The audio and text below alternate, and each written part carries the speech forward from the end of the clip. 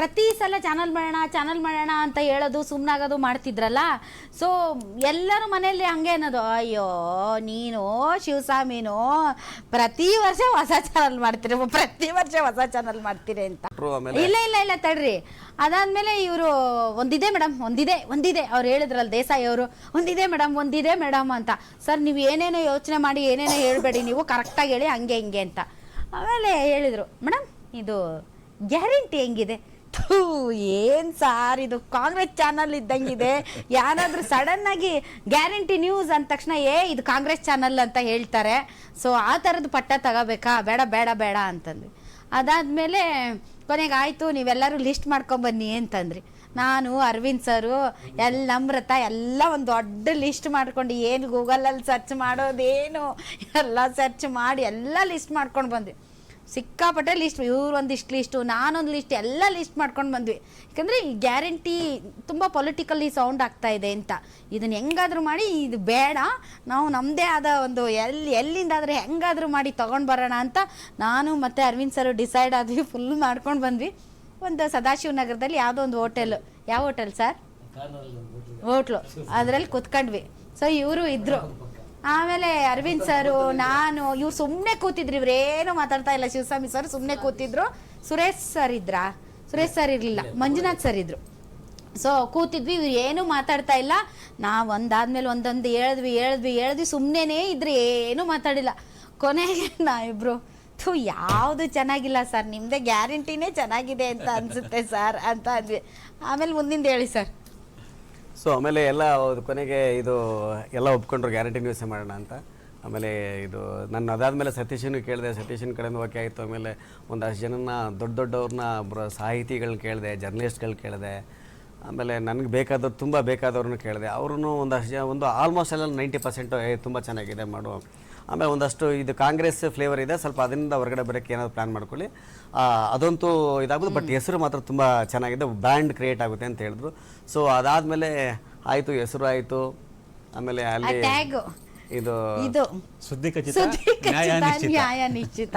ಆಮೇಲೆ ಎಲ್ಲ ನಾವು ಅನ್ಕೊಂಡಂಗೆ ಆಯಿತು. ಆಮೇಲೆ ಕೊನೆಗೆ ನೆಕ್ಸ್ಟ್ ಬಂದಿದ್ದು ಇನ್ವೆಸ್ಟರ್ಸ್ ಏನು ಮಾಡೋದು ಅಂತ.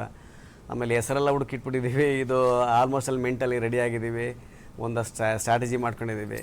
ಆಮೇಲೆ ಒಂದು ಸತ್ಯ, ಈ ಕೆಲವ್ರು ಹೇಳ್ತಾರೆ ಇದು ಬಡವ್ರ ಮಕ್ಕಳನ್ನ ಬೆಳೆಯೋಕ್ಕೆ ಬಿಡಲ್ಲ ಅಂತ. ಸತ್ಯ ಅದು.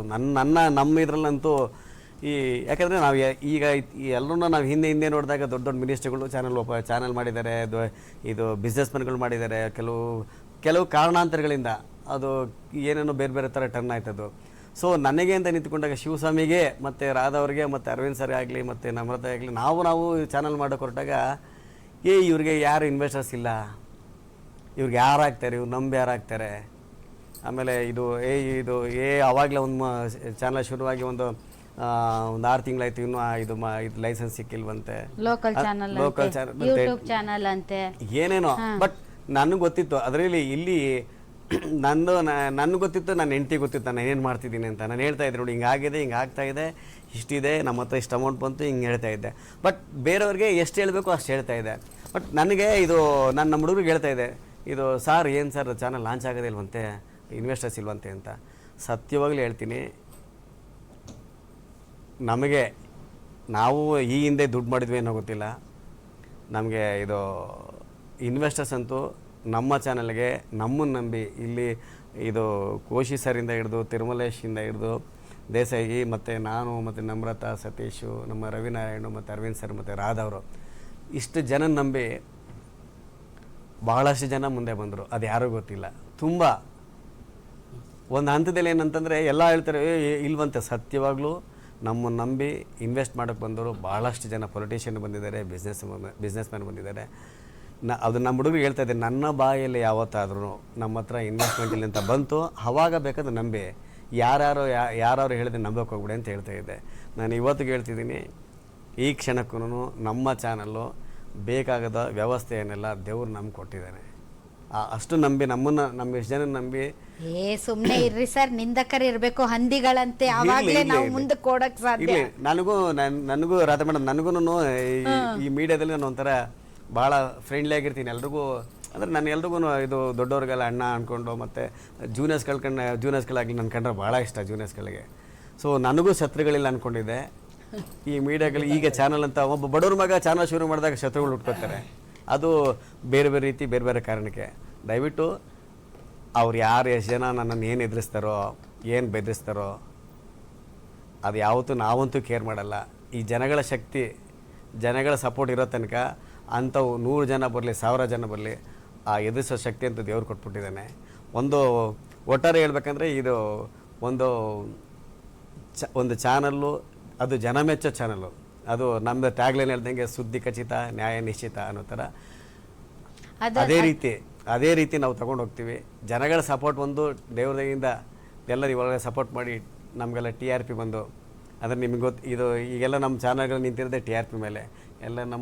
ಎಲ್ಲ ಸೀನಿಯರ್ಸ್ಗಳಿದ್ದಾರೆ, ಇದು ರಾಧಾ ಮೇಡಮ್ ಇದ್ದಾರೆ, ಎಲ್ಲರೂ ಹೇಳ್ತಾರೆ ಒಂದು ಪಾಸ್ ಆಗೋಕ್ಕೆ 100 ಮಾರ್ಕ್ಸ್ ಬೇಕು ಅಂತ. ಆಲ್ರೆಡಿ ನಮಗೆ 35 ಮಾರ್ಕ್ಸ್ ಇದೆ, ಅದು ರಾಧಾ ಮೇಡಮ್ ಇದ್ದಾರೆ. ಎಲ್ಲ ನನಗೆ ಭಾಳ ಜನ ಹೇಳಿದ್ದಿದ್ದನ್ನು, ನಿಮ್ಗೇನಪ್ಪ 35 ಮಾರ್ಕ್ಸ್ ಇದ್ದಾರೆ, 35 ಮಾರ್ಕ್ಸ್ ಇದೆ ಅಂತ. ಸೊ ಇನ್ನು ಮುಂದಕ್ಕೆ ಜನಗಳೇನಾದ್ರು ಸಪೋರ್ಟ್ ನಮ್ಮ ಕೈ ಹಿಡಿದ್ರೆ ಸರ್, ಪ್ರಾಮಾಣಿಕ ಪ್ರಯತ್ನಕ್ಕೆ ಯಾವತ್ತೂ ನಮ್ಮ ಜನ ಕೈ ಹಿಡಿತಾರೆ ಸರ್. ಅದು ಪ್ರೂವ್ ಆಗಿದೆ. ಆಮೇಲೆ ಈ ಥರ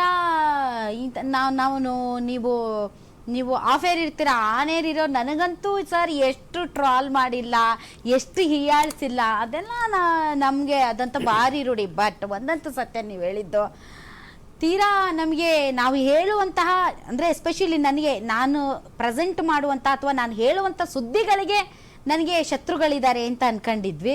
ಆದರೆ ನಾವು ಮಾಡೋ ಚಾನಲ್ಗೂ ಶತ್ರುಗಳಿದ್ದಾರೆ ಅಂತ ನೀವು ಹೇಳಿದ್ರಲ್ಲ, ಅದು ಕರೆಕ್ಟ್, ಅದು ಸತ್ಯ. ಯಾಕೆ ಅಂತಂದರೆ ತುಂಬ ದುಡ್ಡು ಇರೋರು, ಕೋಟಿಗಟ್ಟಲೆ ಗಳಿಸಿರೋರು, ಅವರು ಏನು ಬೇಕಾದರೂ ಮಾಡ್ಬೋದು. ಆದರೆ ಏನೂ ಇಲ್ಲದೆ ಒಂದು ಚಾನಲ್ ಮಾಡೋದಿದೆಯಲ್ಲ ಸರ್, ಅದು ತಾಕತ್ತು, ಅದು ಎದೆಗಾರಿಕೆ, ಅದು ನಿಜವಾದಂಥ ಶಕ್ತಿ. ಸೊ ಆ ಶಕ್ತಿನ ನಾವು ಇವತ್ತು ಬಾಯಿ ಮಾತಿಂದ ಹೇಳೋದಲ್ಲ, ಮುಂದಿನ ದಿನಗಳಲ್ಲಿ ನಾವು ಅದನ್ನು ಜನರ ಮುಂದೆ ಇಡ್ತೀವಿ. ನಮಗಿರೋ ಏಕೈಕ ಶಕ್ತಿ ಈ ನಾಡಿನ ಜನತೆ, ಕರ್ನಾಟಕದ ಜನತೆ, ಅದು ನಮ್ಮ ಏಕೈಕ ಶಕ್ತಿ. ಈ ಟ್ಯಾಗ್ ಲೈನ್ ಹೇಳಿ ಸರ್, ಸುದ್ದಿ ಖಚಿತ, ನ್ಯಾಯ ನಿಶ್ಚಿತ. ಅದ್ರ ಬಗ್ಗೆ ಡಿಸ್ಕಷನ್ ನಡೀತಾ ಇತ್ತು. ಅವಾಗ ಕೀರ್ತಿ ಇದ್ರು, ಕಿರಿಕೀರ್ತಿ. ಸೊ ಸುದ್ದಿ ಖಚಿತ, ನ್ಯಾಯ ನಿಶ್ಚಿತ ಇದೆಲ್ಲ ಫೈನಲ್ ಆಯಿತು. ನಾನು ಈ ನ್ಯಾಯ ನಿಶ್ಚಿತ ಬೇಡ. ಯಾಕೆ ಅಂತಂದರೆ ನಮ್ಮ ಆ್ಯಂಕರ್ಸ್ಗೆ ಒಂದು ಸ್ವಲ್ಪ ಟಂಗ್ ಟ್ವಿಸ್ಟ್ ಆದರೂ ಕೂಡ ಬೇರೆ ಥರ ಸೌಂಡ್ ಆಗುತ್ತೆ. ಅದು ಬೇಡವೇ ಬೇಡ, ನ್ಯಾಯ ಬೇಡ ಅಂತ ತುಂಬ ಫೈಟ್ ಮಾಡಿದೆ, ಯಾರೂ ಒಪ್ಪಲಿಲ್ಲ. ಕೊನೆಗೆ ಅದೇ ಸುದ್ದಿ ಖಚಿತ. ಬೆಳಗ್ಗೆಯಿಂದ ಅಂದ್ರೆ ಪ್ರಾಕ್ಟೀಸ್ ಬರ್ದು ಪ್ರಾಕ್ಟೀಸ್ ಮಾಡಿದ್ವಿ ನಾವು. ಆಮೇಲೆ ಮನೆಯಲ್ಲೆಲ್ಲ ಎಲ್ಲರಿಗೂ ಹೇಳ್ಸೋದು, ಮನೆಯಲ್ಲಿ ನನ್ನ ಮಗನಿಗೆ ಹೇಳ್ಸೋದು, ಹೇಳಪ್ಪ ಸುದ್ದಿ ಖಚಿತ, ನ್ಯಾಯ ನಿಶ್ಚಿತ. ಸೊ ಈಗ ಎಲ್ಲಿ ಹೋದ್ರು, ಎಲ್ಲಿ ಬಂದ್ರು ಹಾಗೆ ಅಂದರೆ ಎಲ್ಲರೂ ಜೋರಾಗಿ ಚೀರ್ತಾರೆ. ನಾವೇನಾದ್ರು ನಮ್ಮ ಗಾಡಿ ಪಾಸ್ ಆಯ್ತಂದ್ರು, ಎಲ್ಲಿ ಹೋದ್ರು ಗ್ಯಾರಂಟಿ ನ್ಯೂಸ್, ಸುದ್ದಿ ಖಚಿತ, ನ್ಯಾಯ ನಿಶ್ಚಿತ ಅಂತ. ಸೊ ಎಲ್ಲ ಕಡೆ ಕೂಗ್ತಾರೆ. ಸೊ ಅಷ್ಟರ ಮಟ್ಟಿಗೆ ನಮ್ಮ ಗ್ಯಾರಂಟಿ ನ್ಯೂಸ್ ಈಗಾಗಲೇ ಎಲ್ಲರ ಮನೆ ತಲುಪಿದೆ, ಬಿಕಾಸ್ ನಮ್ಮ ಡಿಜಿಟಲ್ ಮೀಡಿಯಾದಿಂದ. ಸೊ ಮತ್ತೊಂದು ರೌಂಡ್ ಮಾತಾಡಿಸ್ತೀಯಾ ಸತೀಶ? ಸಾಕಲ್ವಾ ಸರ್, ಏನಾದರೂ ಹೇಳೋದಕ್ಕಿದೆಯಾ ಸರ್? ಏನಿಲ್ಲ ಮೇಡಮ್, ಒಳ್ಳೆ ಟೀಮ್ ಇದೆ, ಎಲ್ಲ ದೊಡ್ಡ ಸೀನಿಯರ್ಸ್ಗಳಿದ್ದಾರೆ. ಇದು ಎಲ್ಲರೂ ಅವರವರ ತಕ್ಕಂತೆ ಅವರವರ ಇದು ಸೀನಿಯರಿಟಿಗೆ ತಕ್ಕಂತೆ ಕೆಲಸ ಮಾಡ್ಕೊಂಡು ಹೋದರೆ ಜನಗಳ ಮನಸ್ಸು ಗೆಲ್ತೀನಿ. ಶಿವಸ್ವಾಮಿ ಸರ್ ಇವತ್ತೇ ಇಷ್ಟು ಮಾತಾಡಿರೋದು ಲೈವಲ್ಲಿ, ಇವತ್ತೇ ಇಷ್ಟು ಅವರಿಂದ ಒಂದು ಲೈನ್ ಹೇಳ್ಸಕ್ಕೆ ಪಾಪ ನಮ್ಮ ಸತೀಶ, ರುದ್ರೇಶ ಎಲ್ಲ ತಿಪ್ಪರ್ಲಾಗ ಹಾಕ್ಬೇಕಾಯ್ತು. ಬಟ್ ನಿಜಕ್ಕೂ ಅವರು ನೋಡೋದಕ್ಕೆ ತುಂಬ ಸೈಲೆಂಟಾಗಿ ಕಾಣ್ತಾರೆ. ಬಟ್ ಭಾಳ ಜನ ಮೀಡಿಯಾದಲ್ಲಿ ರಾಧಾ ಹಿರೇಗೌಡ್ರನ್ನ ಮೇಂಟೈನ್ ಮಾಡೋದು ತುಂಬ ಕಷ್ಟ ಇದೆ ಅವ್ರನ್ನ ಅಂತ. ಬಟ್ ಹೀ ನೋಸ್, ಯಾಕೆ ಅಂದರೆ ಅವರ ಮೌನ ಉತ್ತರ ಎಲ್ಲದಕ್ಕೂ. ನಾನು ಜಾಸ್ತಿ ಜೋರಾಗಿ ಮಾತಾಡಿದ ತಕ್ಷಣ ಅವ್ರು ಸುಮ್ಮನೆ ಆಗ್ಬಿಡ್ತಾರೆ. ಅದು ನೋಡೇ ನನಗೆ ಅಸಹ್ಯ ಆಗುತ್ತೆ. ಏನಪ್ಪ ನಾನು ಇಷ್ಟು ಕಿರ್ಚಿದ್ದಕ್ಕೂ ಒಂದು ಬೆಲೆ ಇಲ್ದಂಗೆ ಆಯ್ತಲ್ಲ ಅಂತ ನಾನೇ ಸುಮ್ಮನೆ ಹೋಗ್ತೀನಿ. ಅಷ್ಟರ ಮಟ್ಟಿಗೆ ನಿಜಕ್ಕೂ ಸರ್, ನಾವೆಲ್ಲರೂ ಕಂಡಂತಹ ಕನಸು ಇವತ್ತು ನನಸಾಗಿದೆ. ಅದರಲ್ಲಿ ನಿಮ್ಮ ಪಾತ್ರ ತುಂಬ ದೊಡ್ಡದಿದೆ. ಅದಕ್ಕೆ ಹೇಳೋದಕ್ಕೆ ಯಾವುದೇ ರೀತಿಯಾದಂಥ ಹಿಂಜರಿಕೆ ಇಲ್ಲ. Thank you very much. ನಮ್ಮ ಕನಸನ್ನು ನೀವು ನನಸು ಮಾಡಿದ್ದೀರಿ. ನಿಮ್ಮ ಒಂದು ಶಕ್ತಿ ಇರಲಿಲ್ಲ ಅಂತಂದರೆ, ನಾಟ್ ಇವನ್ ಅಂದರೆ ಒಬ್ಬ ವ್ಯಕ್ತಿಯಾಗಿ ಅಲ್ಲ, ಈ ಚಾನಲ್ಗೆ ಬೇಕಾದಂತಹ ಒಂದು ಹಣಕಾಸಿನ ಶಕ್ತಿ ಆಗಿರ್ಬೋದು ಅಥವಾ ಬೇರೆ ಬೇರೆ ಥರ ಶಕ್ತಿ ಆಗಿರ್ಬೋದು. ನಾನು ಭಾಳ ಸರಿ ಹೇಳ್ತಾ ಇರ್ತೀನಿ ಏನಾದರೂ ಹೇಳಬೇಕಾದ್ರೆ, ಅದಕ್ಕೆ ನೀವು ಅಲ್ಲಿರೋದು, ಅದಕ್ಕೆ ನಾನು ಇಲ್ಲಿರೋದು ಅಂತ. ಬಟ್ ಏನೇ ಆಗಲಿ ನಾವು ಒಂದು ದೊಡ್ಡ ಶಕ್ತಿಯಾಗಿ ಮುಂದುವರಿಯೋಣ.